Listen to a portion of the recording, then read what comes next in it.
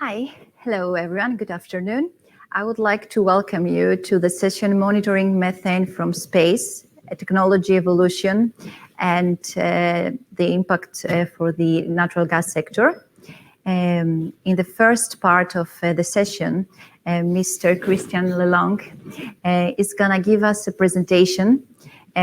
Christian Lelong is the Director of Natural Resources at Kayrros company, and where he leads the development of remote sensoring technologies for the energy transition. Please, Mr. Lelong, the floor is yours. Thank you, and thanks to the Global Gas Center for the invitation to present to this group. So my name is Christian. My background is, partly in the mining industry. I spent 7 years working in thermal coal, which at the time was fighting a battle for market share, a battle it lost, partly to natural gas. And then I spent time as a commodities analyst, covering in particular natural gas markets and LNG.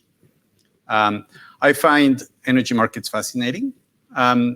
And in my current role, I'm still very much into energy, but I was also intrigued by what technology could do in terms of supply chain intelligence and environmental monitoring.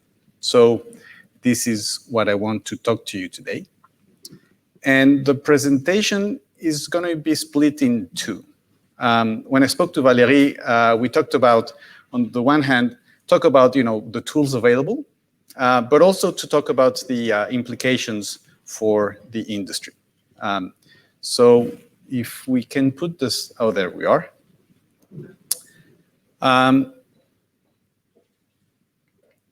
So just a quick word about Kayrros. So we're a geospatial analytics firm, which means we process data, whether it's from satellites or other sources, and we extract information that we then provide the customers in the energy industry, in the financial sector, and so on. And so we deal with, I'm sure, some of the member companies of the GGC on things like, tracking crude oil inventories, and, following LNG carriers around the world. But lately, we've been very active on the environmental side, and in particular on methane. So for this technology section, I'm going to make a couple of breaks just to see if there are any questions about the technology itself, and then we can discuss the implications. But first, as a starting point, I just want to highlight that satellites have become a standard for quantification and reporting. One of the previous panel members showed a map similar to this one. So this is what the US Department of Energy is looking at when they want to understand the methane footprint of the US and global energy industry. The International Energy Forum this afternoon is launching a white paper that we developed together with them so that member countries, and that's about 70 countries around the world, use satellite data to develop a baseline for their methane emissions and then start integrating mitigation targets in their NDCs. The European Commission, of course, we've been very close partners with them, and we've been providing information to DG Energy in particular over the last 18 months. And we're very happy that some of that has then led to the European Commission's thinking on upcoming legislation. And finally, the IEA, who's been also using our data for their methane tracker database. And with every iteration, that role continues to increase. So public sector, very strong interest in satellite technology. So what does it actually look like? There are two methods to measure emissions using satellite data. The first one, called basin inversion. Here you're looking at a map of the Gulf with the pixels indicating concentration levels as measured by a European satellite called Sentinel-5P, which is really the workhorse for methane monitoring. And the second method is just looking at individual hotspots. So a point in time, where do we see large clouds of methane? And then we try to analyze the context behind that. And again, staying in the same area, we see what the distribution of those hotspots around Kuwait and southern Iraq and Iran look like over the last couple of years. So now I'm going to go into the details of what these two methods actually do. So basin inversions, what they're really good at is give you a comprehensive amount of methane from an entire basin. Here we're looking at Turkmenistan. The map on top shows how many images per year do we get from the satellite, because satellites don't have coverage everywhere. So yellow is good. It means there's a lot of data to analyze. If you go into the greens and purples, we have less data to work with. But nonetheless, when we apply these models to Turkmenistan, we can track the evolution of total methane emissions from onshore oil and gas basins. And we end up with this pattern that you see here, which shows that emissions did dip in Q1 of 2020, but they bounced back right after that. And there's no obvious decline in methane emissions from the Turkmen energy sector. And its total methane footprint adds to about 4.6 million tons of methane per year, which relative to their energy production, I would say is very high. Doing these models is not straightforward. So we do have to understand the energy infrastructure on the ground. There's a fair amount of work involved in doing this, but it's a well-established approach that we can read about in academia. And this leads us to one of the main points that I want to address during the implications. And it's this big gap that we see between, on the one hand, the methane intensity that we observe in basins around the world, whether we're in the US or North Africa or the Middle East, which aligns with what the IEA estimates at the country level, which also aligns with global inventories of methane. And on the other hand, when we see the company reports of greenhouse gas emissions, which are done in a very different manner and following government guidelines, these are done bottom up, applying emission factors. And ideally, the two should be in the same ballpark. And it turns out that they're not. So again, they're done very differently. They're not necessarily measuring the exact same thing. But for us, this is something that is going to be a focus and will change as we have more and more tools to measure methane, and reporting standards are updated accordingly.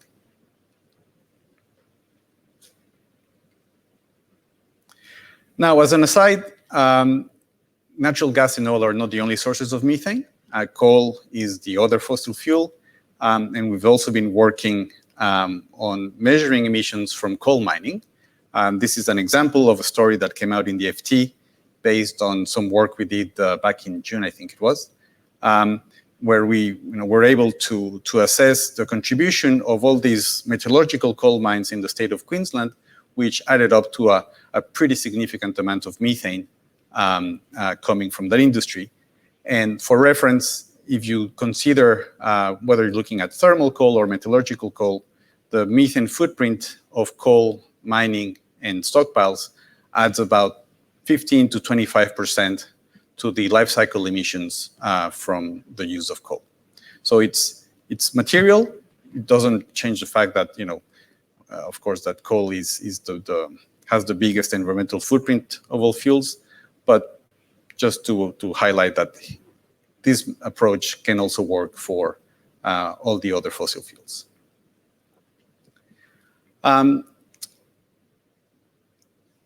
Before I move on to the next method, I just want to check in if there are any burning questions, more of a technical aspect.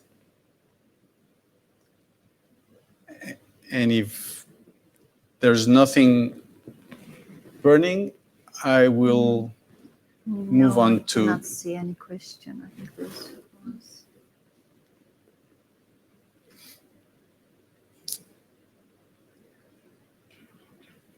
Okay, no.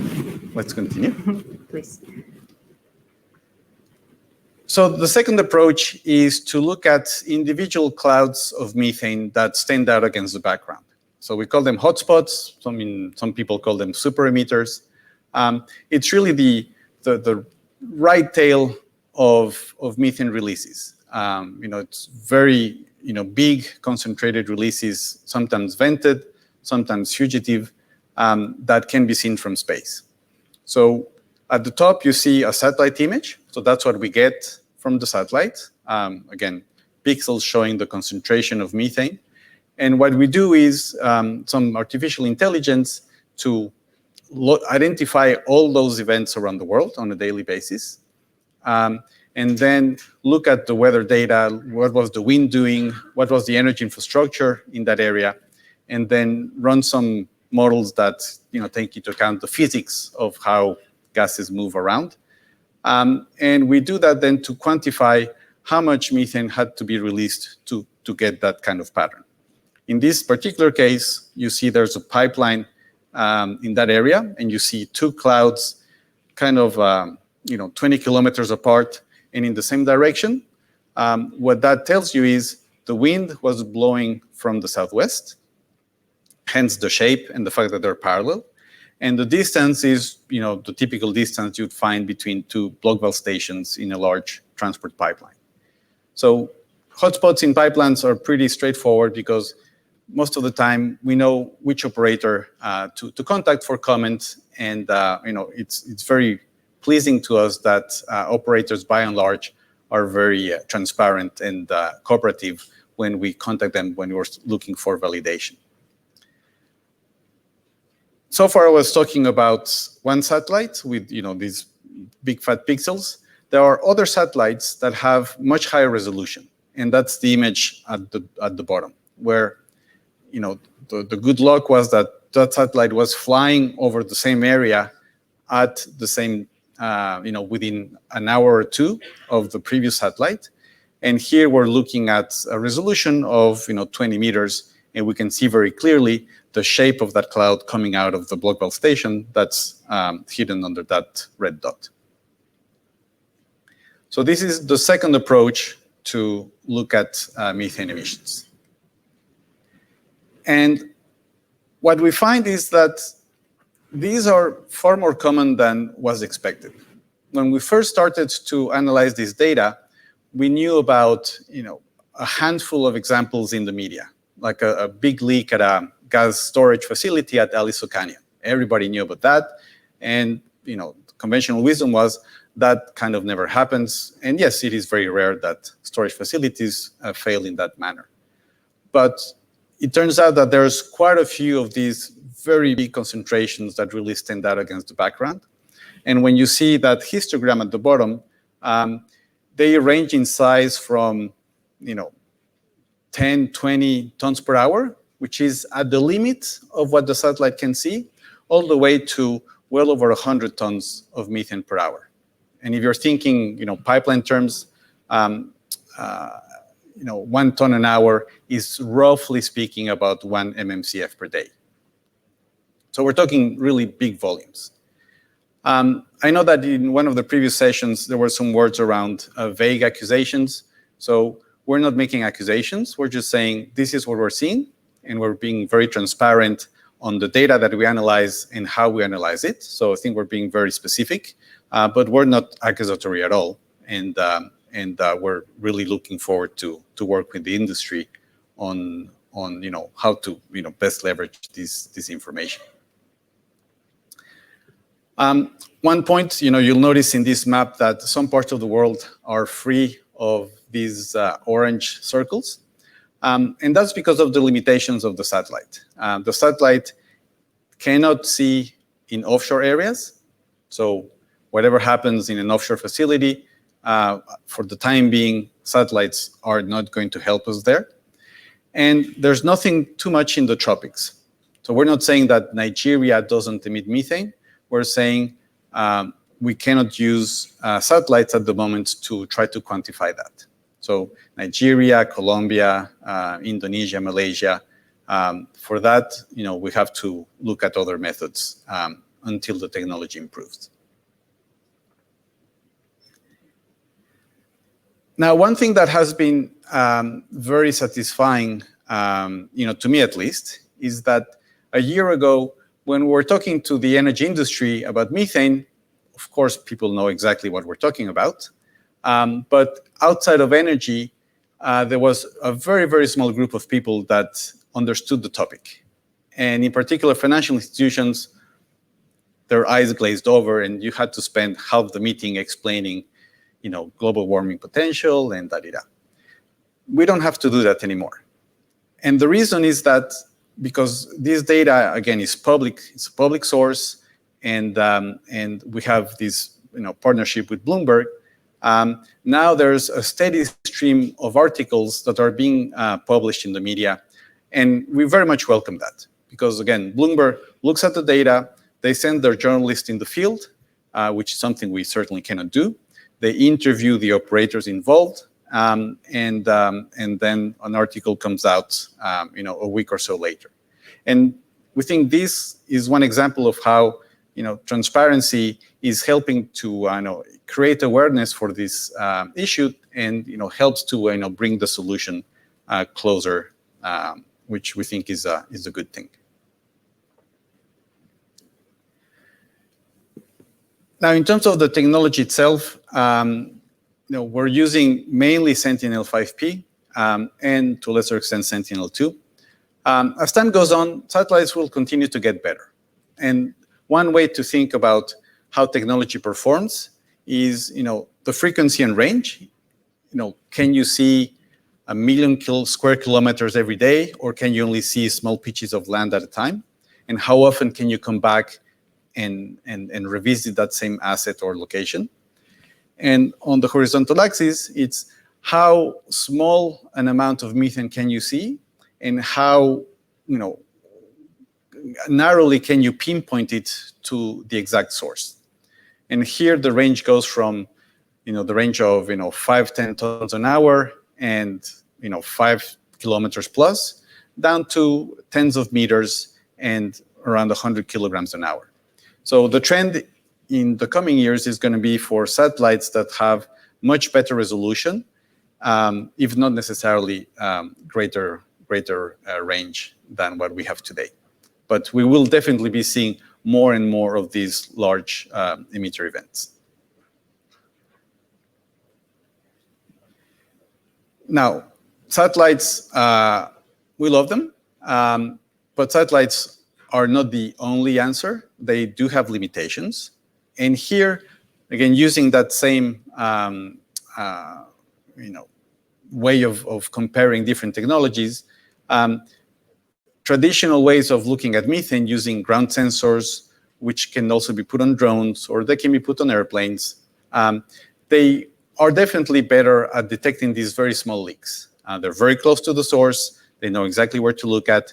And so they're going to see things that satellites cannot see. So there's always going to be a trade-off between different technologies. And so what we like to argue here is, in the medium to long term, what the industry will most likely need is an integrated system. You don't want to have satellites saying, we see 7, and then local sensors saying, we just see 0.5, but we're only looking at this. We don't have sensors over there. You want to have all these sensors feeding into the same system and agreeing on what the number is for a given supply chain, a given asset and or operator. So this, I think we agree with people in among the regulators, among the International Methane Emissions Observatory. This is where we are heading towards. It's having a single version of the truth where different sensors contribute to the best of their capabilities.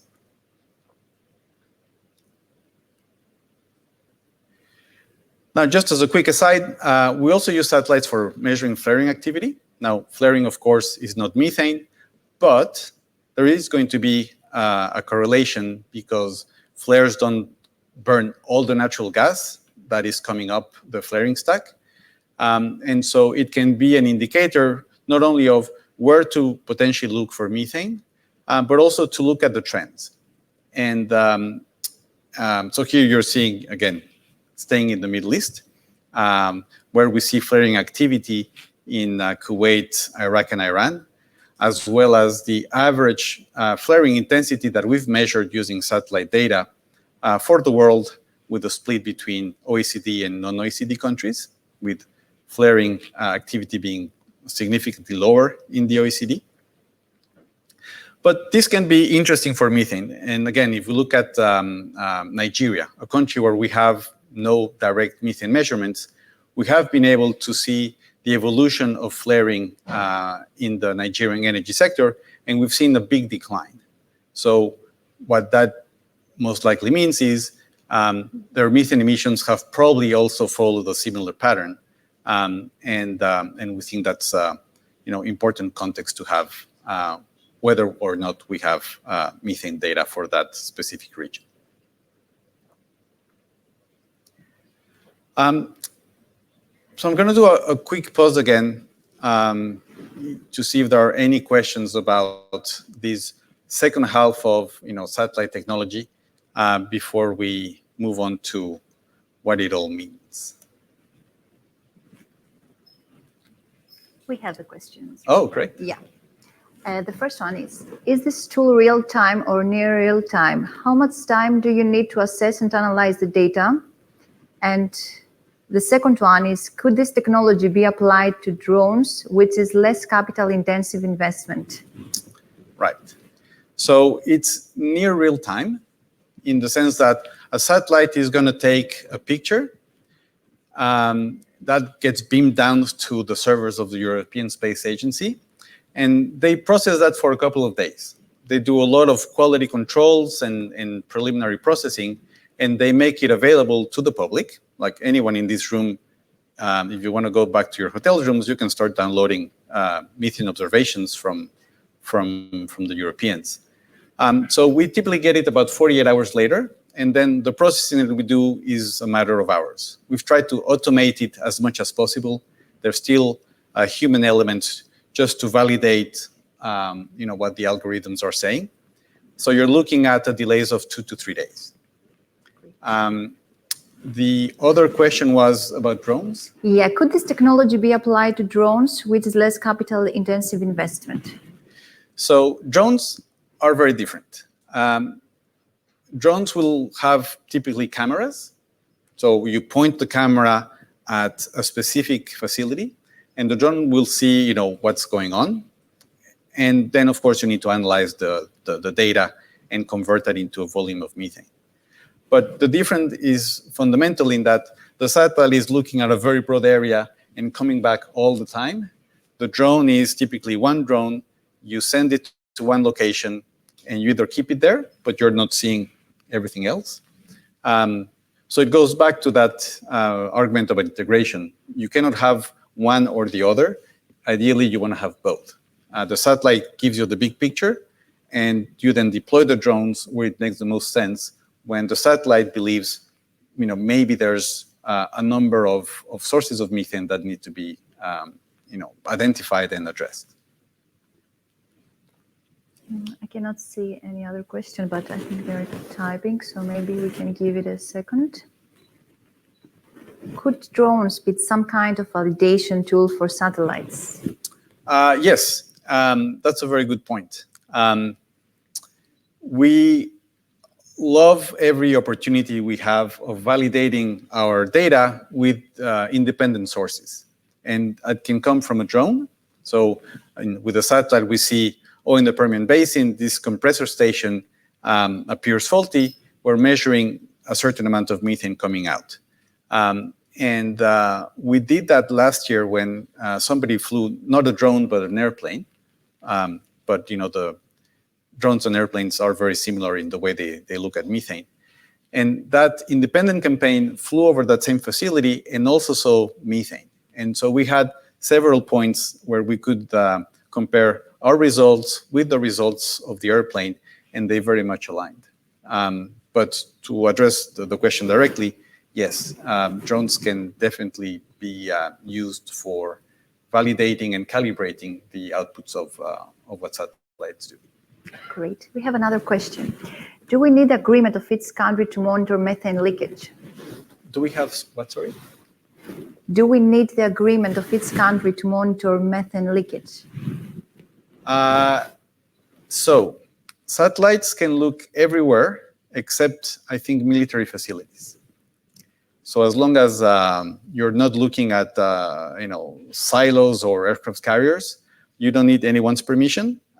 This satellite is owned by the European Union, and it looks everywhere. There's no restrictions on what countries, what assets, no problem at all. You will run into restrictions on airspace when you go with airplanes and drones. You cannot send your drone and go wherever. And in some countries, we suspect getting flight permits to scan over energy assets is probably not going to be easy. But satellites have no restrictions of that kind. We have another question. Any issues over permafrost? Yes. So the satellite doesn't like water. And there are many other things it doesn't like. It doesn't like snow. It doesn't like mountains. It obviously doesn't like clouds. So in northern latitudes, whether you're looking at the Montney Basin in Canada or the Yamal Peninsula in Russia, we don't have nearly as much data to work with as we do in places like Algeria, where it's blue skies most of the time. So it is an issue. We'll get more data in summer than in winter, and overall we get much less data than in other parts of the world. Thank you. I cannot see any other question for now. Actually, yeah. No, they're from previous discussions, so yeah, all good. Okay, so we'll now go into the, if we can have the presentation again. Oh, here we go. So I tried to give you a very quick overview of the tools and the technology for looking at methane. So now thinking about what we see as some of the implications for the gas industry. And the first one is around transparency. This data is out there. When I worked in the mining industry, I was very conscious that as a mining company, we pretty much controlled the way we reported things, and it was a flow of information that we knew we controlled. With satellites, that control is not as strong, and so there's now a certain amount of data that all stakeholders, whether it's consumers, regulators, investors, anyone can try to replicate and reproduce our numbers. We explain how we do it. Others, I'm sure, will try, and some of them are already doing it. But it means this data is out there.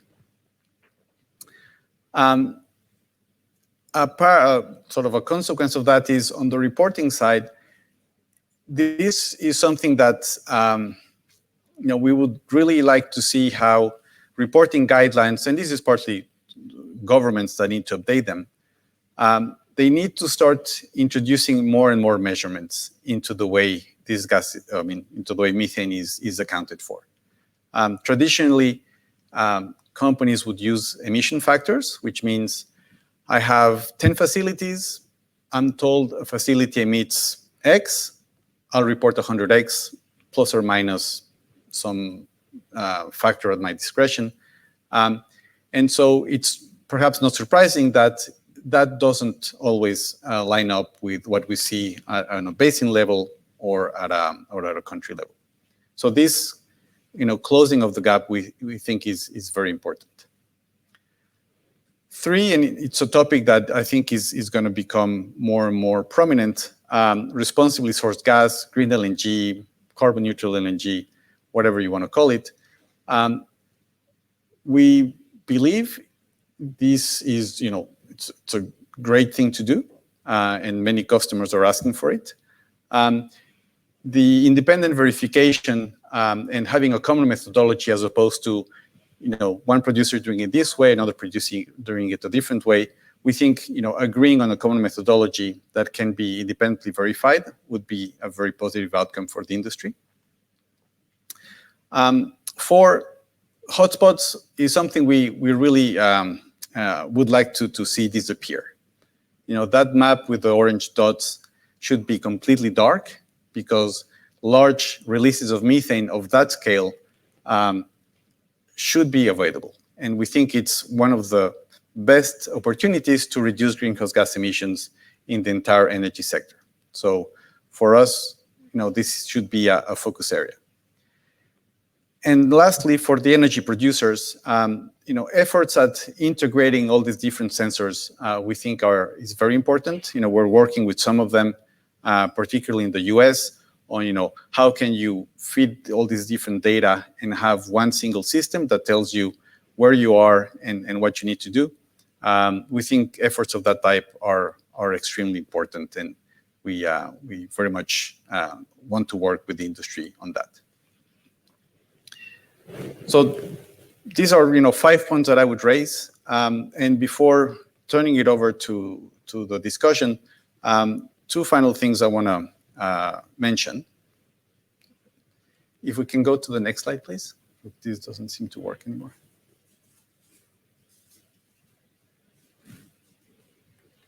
Oops. So just want to highlight that financial institutions, which last year were really hazy about, what it is that we were talking about, are now, getting up to speed and very engaged.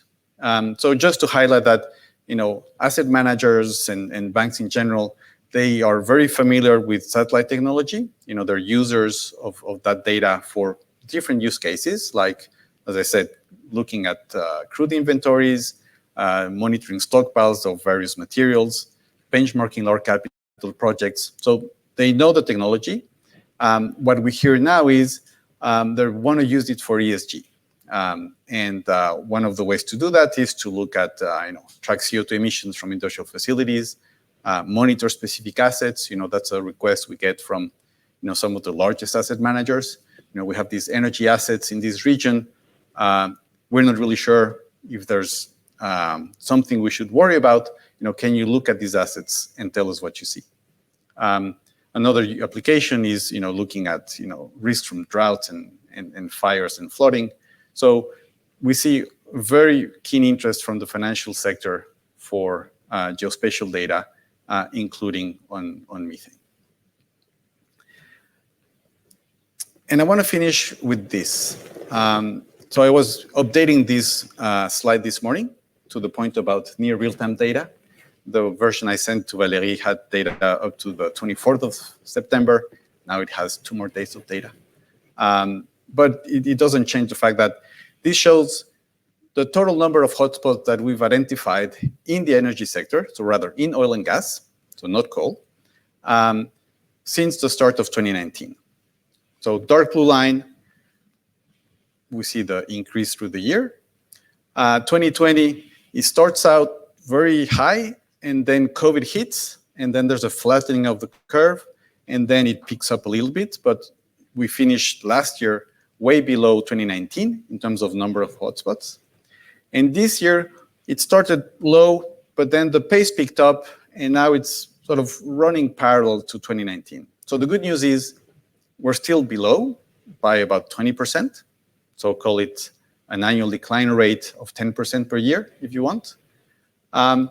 But we think this decline can be bigger and should be bigger. If hotspots are going to decline at 10% per year, we still have hundreds of them by 2030.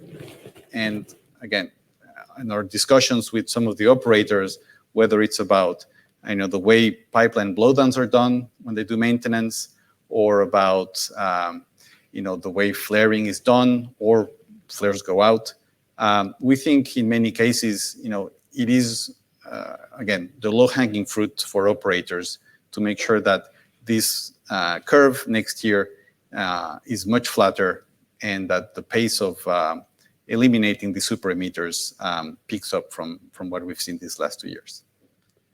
So I'll finish with that, and thank you for your attention.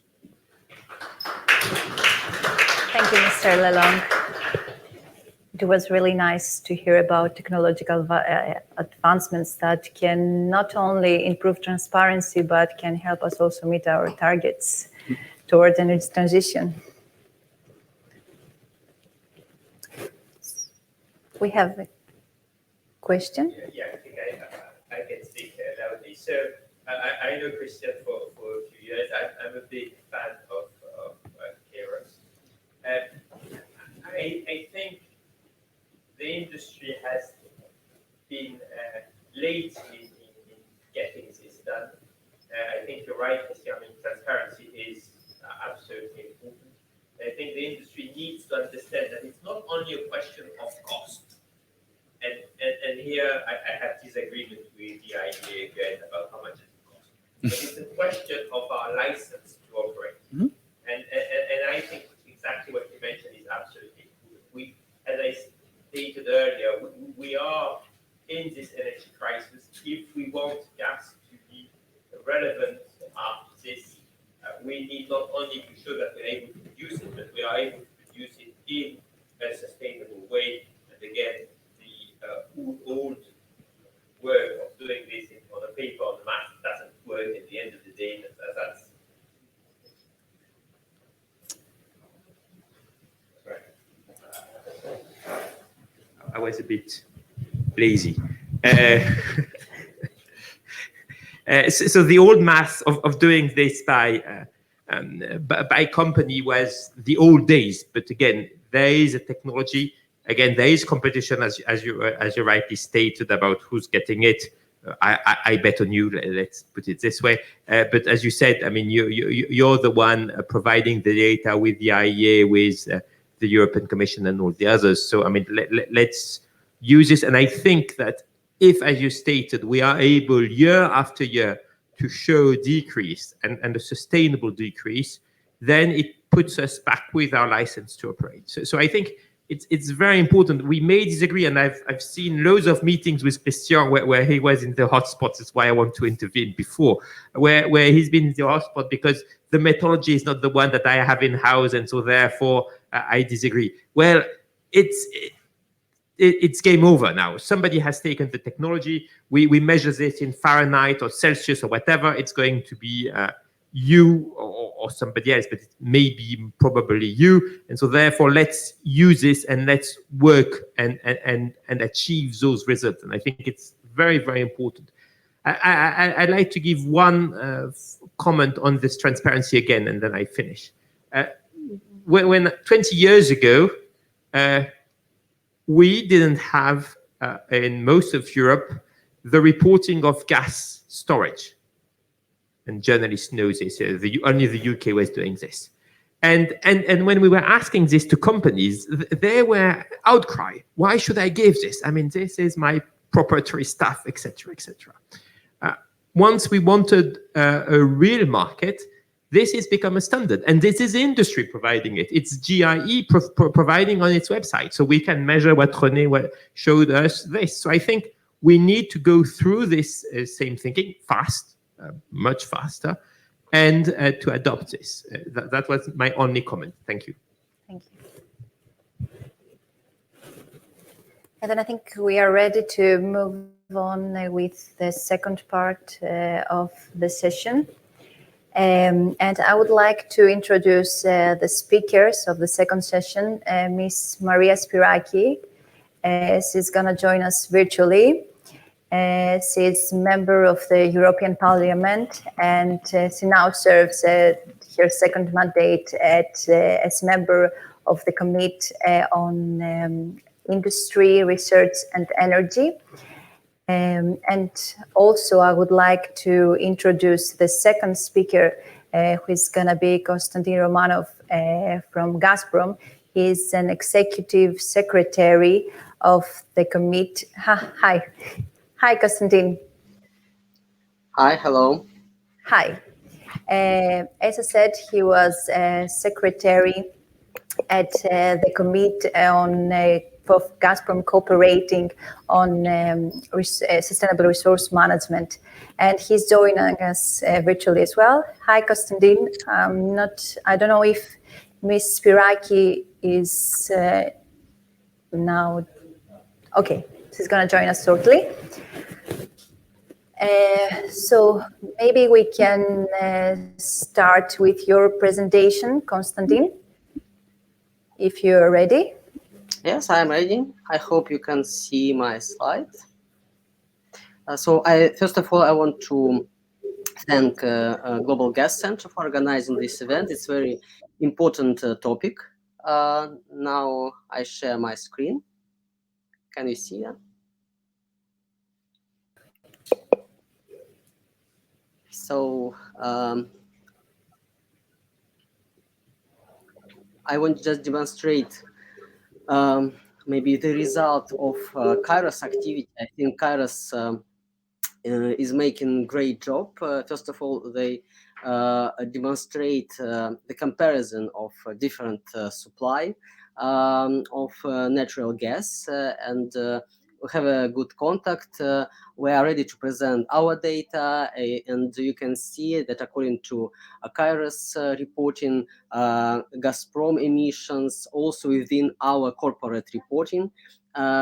We share our information about venting, but maybe I can say that unfortunately in publication we can see a lot of misleading information. I mean some information about leakages, but frankly speaking, all emissions that we can find or detect from space, usually it's a venting.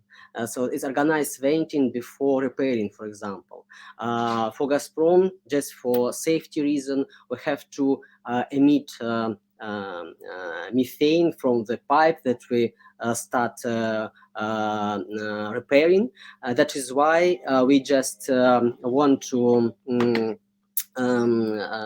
say that it's very difficult to find leakages from the space.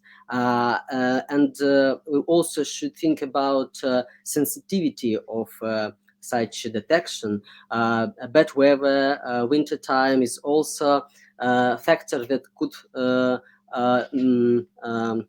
stop, let's say, such monitoring from satellite. But again, it's very important. It's just demonstrate the possibilities to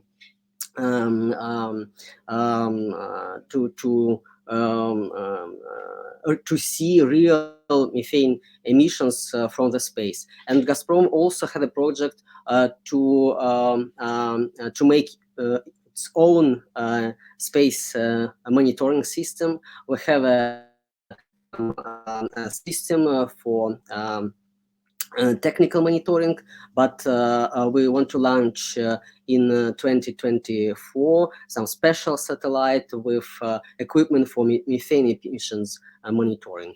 But again, according to Kayrros assessment and according to KPMG, we have very low emissions in gas production, transmission, and underground storages. You can see that in general that it's less than 0.3% of the volume of gas.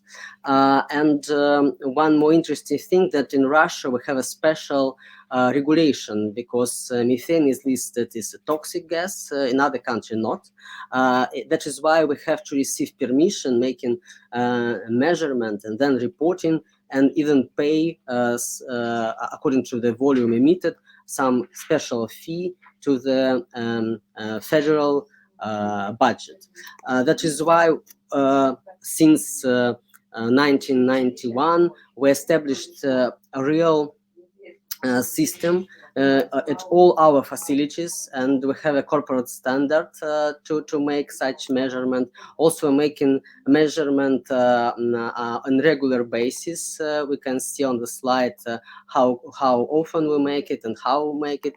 Also we made a joint measurement campaign with APA, with our foreign partners, and also with research institute. We can see some publication about life cycle emission of natural gas transported by Nord Stream, Turk Stream.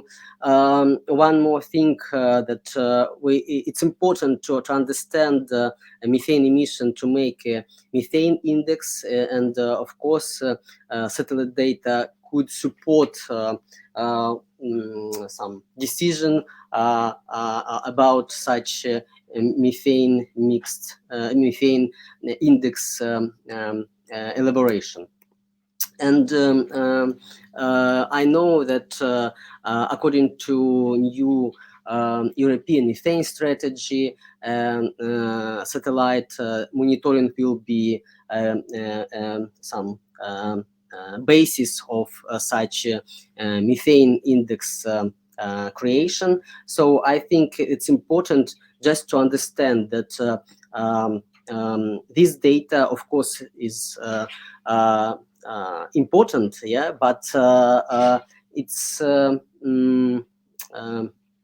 we need to make some steps to improve it, yeah, and we are ready to share our information about. We published all our emissions, methane emission, our environmental corporate report, even verified by KPMG, and we think that we should understand that unfortunately for nowadays it's difficult to use such satellite system to find the leakages.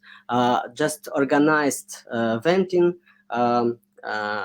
possible to find, but it helped to compare how different supplier works and improve their activities. So I think we could together work on improving this system, and Gazprom now is part of such activities. Thank you, Konstantin. It was really interesting to have your view as well as a main gas producer. And I don't know if Ms. Spyraki is ready for your presentation.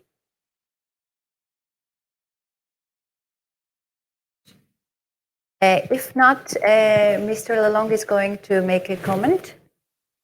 The presentation. Thank you, Konstantin, for that presentation. I just want to touch on two things you raised. So the first one, you're absolutely right. I think sometimes when we communicate or when others look at our data, they use the word leak far too often. And so you're right. When we're looking at pipelines, it's venting, it's been declared, it's above water. It doesn't mean at all that it's faulty infrastructure or whatnot. So that's something we're conscious of, and we're going to try to make sure that everybody we work with uses the correct terms.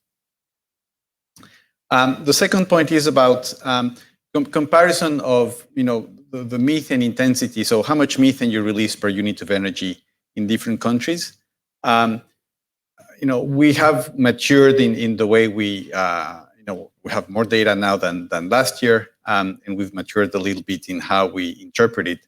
So what we would advise is, compare countries or basins rather using the same approach. I mentioned that we have inversion models, we have hotspots. So it's important to compare countries or in basins using the same approach. So it's apples with apples. I also want to highlight that these change over time, and what we've seen in the US in particular is that across the Marcellus and Anadarko Permian Basin, that's half of US hydrocarbon production, the intensity has declined. Emissions have come down, output has gone up a little bit. So just want to make that point that we like to do those comparisons as much as possible, apples to apples. Great. I don't know if we have any update. Ms. Spyraki is able to join us now. Not yet. Okay. So maybe I can make a quick question. to you. Actually, I was about to address that question to Mr. Konstantin. Actually, the plan was to start the panel discussion after Ms. Spyraki's presentation, but yeah, that's the option that we have now.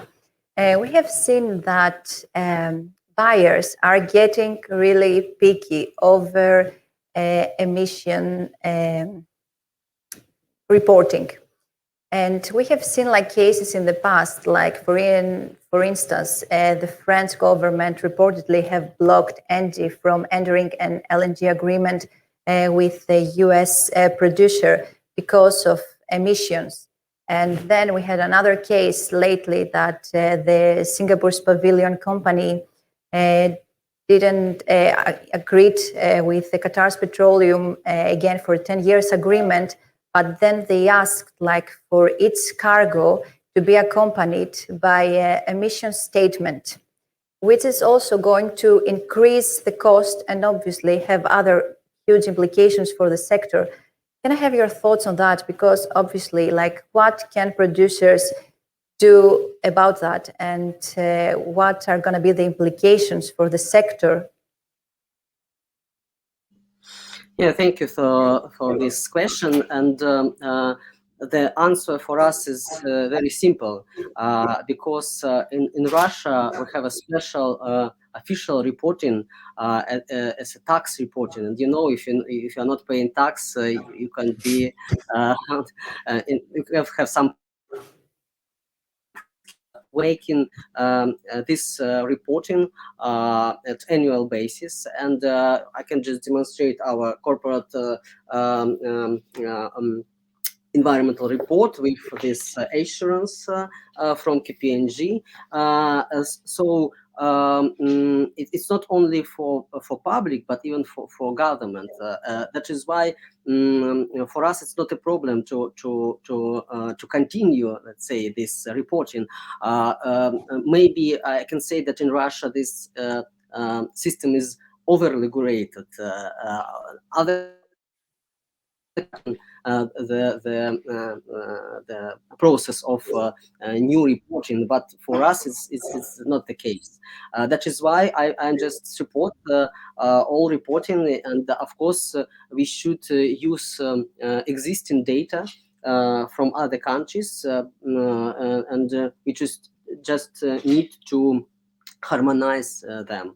And I agree that all company now is working, and the example from United States is also very important. Us, for example, last year we decreased the methane emission by 20% from gas business. So yes, we're also working on methane emission reduction each year. Yeah. Great. Thank you so much, Konstantin, for your answer. I don't know if... okay. Hello, Ms. Spyraki. Thanks for joining us. Thank you for having me. Maybe we can move on with your presentation, and then we can continue our discussion, if you are ready.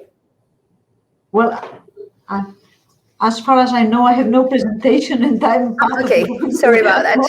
of the panel. That's why I'm not prepared to have a presentation, but I would like to say a few words concerning the significant steps we've already made here in the EU on when it comes to methane reduction. The ENVI committee of the European Parliament has adopted this week the report on the EU strategy on reducing methane emission, and that had the honor to become the rapporteur on behalf of the European Parliament. So it is important to send a very clear message that we are now ready to adopt the legislative proposal coming from the Commission. It is important to say that we are looking for a quick win when it comes to methane. It is easy to have a quick win, taking into account that methane is 86 times more potent than CO2 in the atmosphere for a period of 20 years, and before it will be decayed into CO2. So I think that we can discuss all the parameters. We were trying to take on board in in the parliament all relevant sectors. I mean, energy, agriculture, and waste. It was not so easy, especially when it comes to agriculture. And of course, we are trying to provide some kind of proposals in order to have a global agreement when it comes to our meeting in Glasgow for COP26. So once again, thank you very much for having me, and I'm at your disposal for any further questions and elaborate in details. Thank you for the presentation. That was really useful to have also a point of view of where the EU is heading to. And I have a question that I would like to address to both of you, and it is about a key challenge right now, and this is transparency. Because if we don't have transparency, we cannot monitor our progress and see if we have meet our targets or if we're close or not that close. So I would like to ask you, because there were like many arguments that the figures given by companies or even nations and agencies are not reliable. And I would like to take your opinion on that. And also, what can we do to address that? Okay, it is the key question, because reliable data is also a very important issue, and I think that it is important for all of us to understand that we have to adapt the mandatory monitoring, reporting, and verification system. It's the so-called MRV for all within the emitting sector, and I would like to repeat: it is the energy, it is the agriculture, and it is also the waste. And in our report, we call on the Commission to seek effective tools to improve the quality of measurement and reporting of methane emissions to all sectors concerned. Reporting data on methane emissions should be public, according to my opinion. In case of when we have sensitive information coming from some companies, these data should be available to the competent authorities. And nevertheless, any lack of data is not an excuse to stop adapting measures in order to reduce methane emissions, especially to anthropogenic methane emissions. We have already discussed on it. Great. Mr. Konstantin. Yes, I totally agree that transparency is the most important thing, and our example just demonstrates that it's not a problem to be transparent because in our reporting in our website we can find information about methane emissions for each year, and also regarding the trustable data. I think if you are talking about a payment to governmental budget as a tax, it's of course a system that over controlled. And for Gazprom that pay special tax for methane emission to governmental budget, it's not, for us it's not just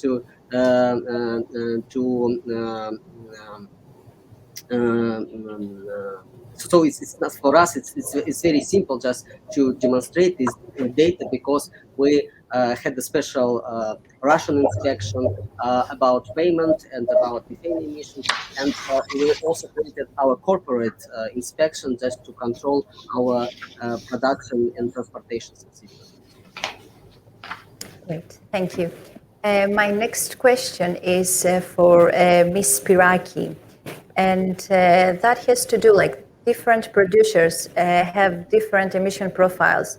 For instance, like in Russia, leaks are used to be bigger and at one specific point, whereas in the US, we can see that it's a totally different story. We have like smaller emission leaks, but we can find them and detect it at different more places. So is it possible to use the same criteria for different producers that have like totally different emission profiles? Well, this is the main question, and according to my opinion, our aim is to have finally a globally harmonized approach.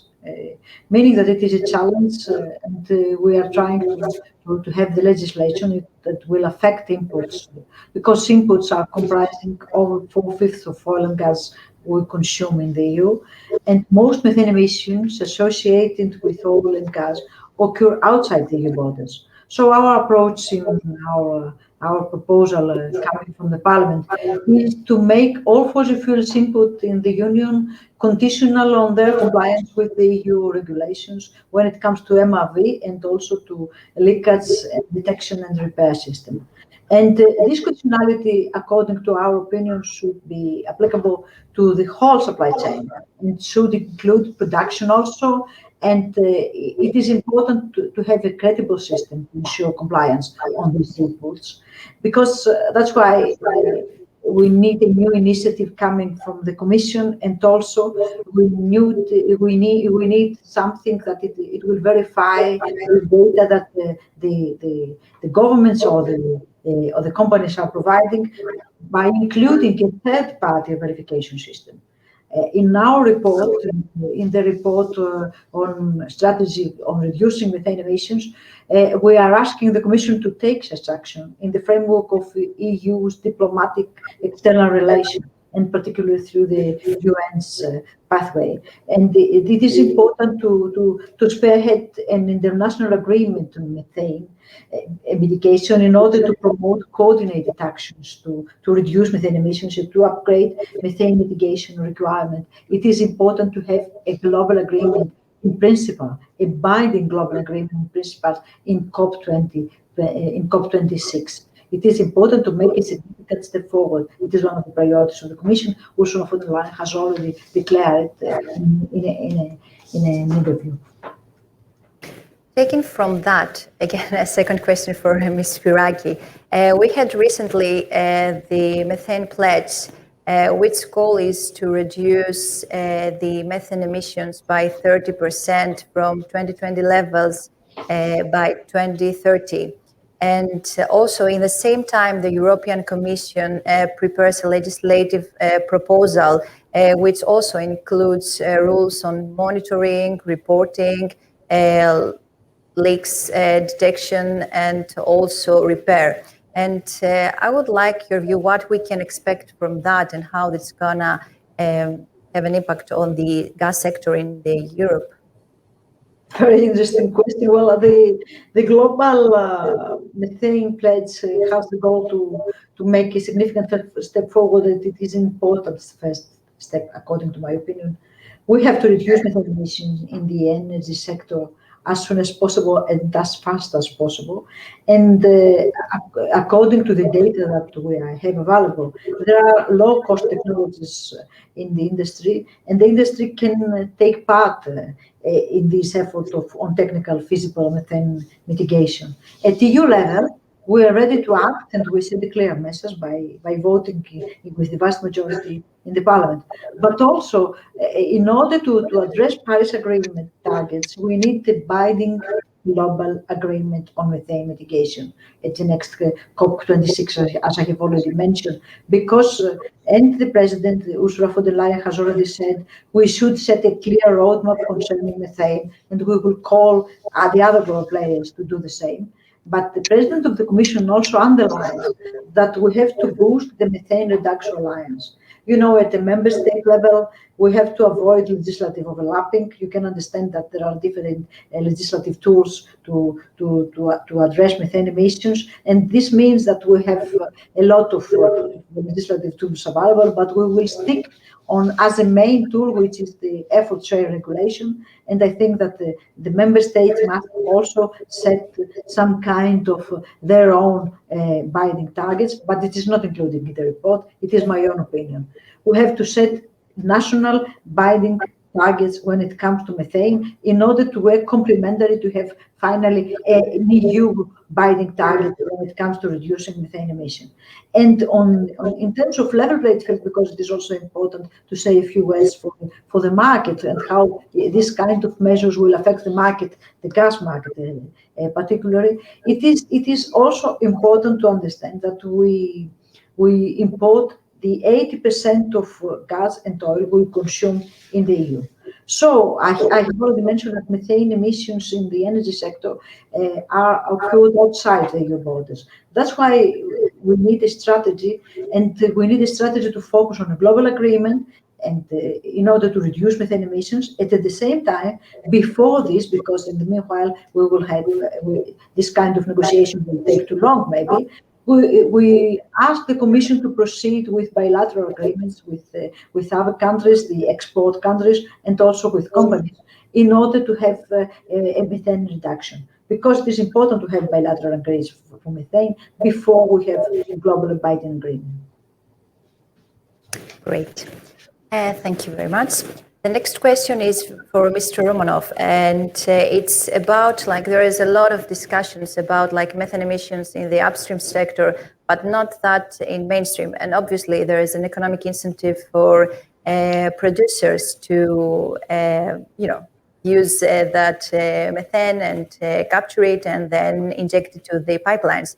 But we cannot see the same incentives for regulated businesses such as storage operators, distribution, transmission operators. And since as a company, you're operating like long pipelines, and I would like your opinion and how we can tackle this thing in the downstream sector as well. Maybe our example is again special because we have a system in Russia that regulate all losses of gas during transportation and in downstream. So from the Ministry of Energy of Russian Federation, each year we are receiving the limits of these losses. So that is why, again, our system is very regulated. It's maybe it's not a case for European countries, but we have to receive a permission for such emissions for each facilities. That is why I think maybe it's over-regulated system, but it's example how we could manage to decrease each year our methane losses in our transportation system. But again, just to have a target for methane emission, I think the most important thing just to have a not absolute figure because it depends on of course production level. Most important thing, like in the best available technique reference book, have just a criteria for each amount of transported or natural gas, for example. And the objective system of verification and control is needed to ensure equal treatment for all supply of gas. So we think that important to avoid measures that may lead to market distortion and artificial discrimination against natural gas as an energy source. So it's important to share information, and maybe more important to share best practices how to decrease methane emissions. Thank you so much. We have a question from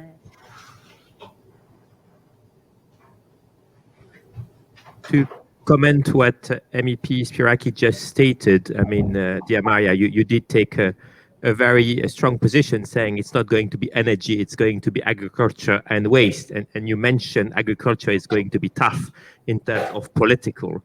So my question is, do we have the same technologies, perhaps to Christian, and also where is the oil and gas sector versus the two others? Because as the MEP is saying, we are going to measure the methane for the three. Thank you. So Yes. where those? I mean, please go ahead. Oh, okay. Oh, please. We have some data telling that the main emitter in the EU is the agriculture sector when it comes to methane. It is approximately 53%. And the other sectors are contributing by 19%. It is 19%. It is the oil and gas sector, and it is approximately the other. It is the waste sector, depending on the member states. But the key issue is how can we face the issue of agriculture? Well, by adapting best practices, incentivizing agriculture and farmers, and of course giving them the proper funding. Because we know that it is very difficult to adapt the issue of agriculture. When it comes to agriculture, we are lacking of data. We have a very strong MRV when it comes to energy and oil, to gas and oil, to energy sector, but it's not the same status in agriculture, and also it's not the same way of adoption. So we are now trying to start with working, raising awareness, and also start to giving them the opportunity to understand that there are business cases when it comes to transformation of methane into biogas. This is one of the business cases that we are trying to improve here in Brussels, and we are trying to promote in the member states. And we have like less than 3 minutes. We have Mr. Lai. So two points on what Thierry just raised. So the technology doesn't work for agriculture because the emissions are very diffuse over very wide areas. It will work for landfills. Maybe next year we'll start to see some data with new satellites that are able to see the flow rate that you get from those large landfills. So we can see energy, so we talk methane in energy. And I think it's actually a good thing because as MEP Spyraki mentioned, reducing emissions of methane from a rice field, I don't know how people will do that. But we know that having offtake capacity, making sure your flares function properly, get rid of all pneumatic controllers, try to avoid venting during pipeline maintenance, as is the case in Europe. We don't see anything much in European pipelines, whereas we do see quite a few things outside of Europe. So the measures in energy are relatively easy compared to what it would take to reduce emissions in agriculture and industrial feedlots and so on. So it's the data that we have, and it happens to be, we think, where mitigation is most cost effective. Still 1 minute left. Yeah, we have 1 minute left, so maybe I'm going to take your closing remarks. Maybe we can start with Ms. Spyraki. If you want to give us a message and how we're gonna, achieve our targets, and it is time to act. It is time to act. It is time to act now. It is time to have a binding global agreement in Glasgow during COP26 when it comes to reducing methane emission. And it is also time to use all the available technology we have, starting with the energy sector, but not remaining only to the energy sector. It is the agriculture which is one of the main emitters, and also the waste. Great. Thank you so much for joining us today. And maybe we can continue with Mr. Romanov. Yeah, thank you. So I want to say that, of course, it's very important to reduce methane emissions. We support such target, but it's important to use differentiated approach because each country, each company operator has different level of effectiveness. If you started many times ago, so you have no so much potential, but if you have just started, of course, you have a big potential for future emission reduction. And the main criteria, of course, is... sorry, but we are running a bit out of time, so sorry about that. Okay. Great. Thank you so much for joining us today, and I would like also to get your closing remark. Thank you so much for providing such incredible information on technological advancement. No, thank you. I'll be very brief. So for us, it's the main message would be, the technology is available today. It will get better as time goes on, but it's usable today. There's a lot that can be done now. And we highlight the elimination of methane hotspots as a near-term target that we think will have a meaningful impact for the industry and the climate. Thank you all for joining us today. Hope you enjoyed our session. and maybe see you in the next Energy Symposium.